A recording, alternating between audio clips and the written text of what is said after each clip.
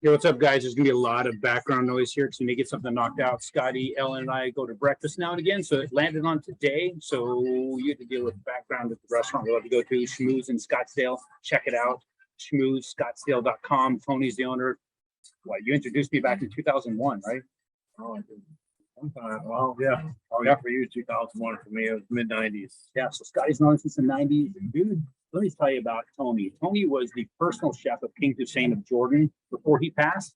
So you got to, one, his food's freaking amazing. The atmosphere is amazing. Check it out online if you're ever in Arizona, or if you live here, come to hit this place, especially now. Amazing outdoor garden stuff. Interior is cool. Food's awesome. So just tell them that Aaron Chapman or Scotty Bear sent you and ask for Tony.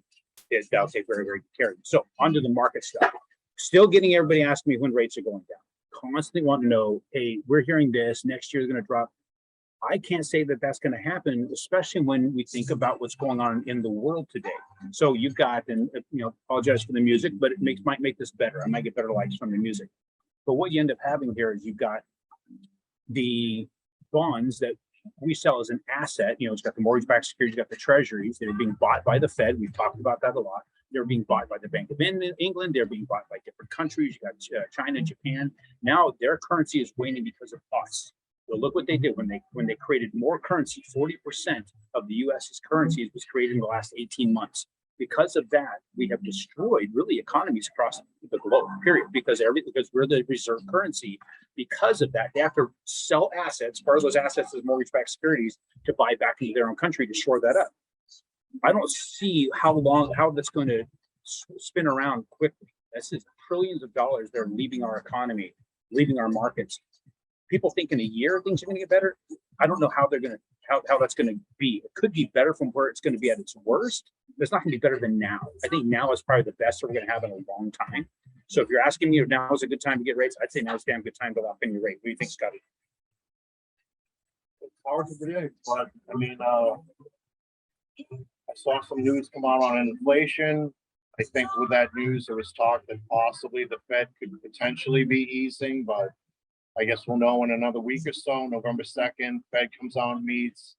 I think for sure they're doing the 3/4 point raise. What they come out with after that and how they kind of vision things moving forward, I think is going to have an impact. And what they're going to do in the, I think December 14th, they have another Fed meeting, and that'll close out the year, I think, for them. But that November 2nd will tell us a lot, I think. And will tell us at least what their direction is with their belief on inflation, but we also don't know how that's going to affect it. Inflation's out of hand. They're trying to slow it down. They're trying to push the cost of everything up so high that people stop consuming. That's ultimately what they're doing. So understand when the Fed raises that, they're trying to make the cost of money for you on your credit cards, your cars, to get you to quit buying shit. The more shit you buy, the more expensive it becomes. So maybe taper back on what you guys are doing. It might make your life a little better at home. So let's take a look at the charts real quick so we can, this is on Scotty's computer. It's not my normal charts here. So we hopefully found a bottom. Look, we've hit this a couple times.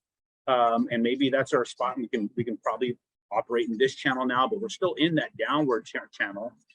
We don't know how the day's going to end, but if it ends down in here, we'll be back down that downward channel and maintaining that. So we'll keep an eye on that. I can't say where it's going to go based upon the technicals, but I'm praying that it's going to go up a little bit and get out of that channel, and then we can at least have some stability instead of this constant bloodbath going down, the rates getting hammered. Thanks, guys. We'll talk to you guys on Friday. I'll be in Missouri. I'll talk to you from a deer blind.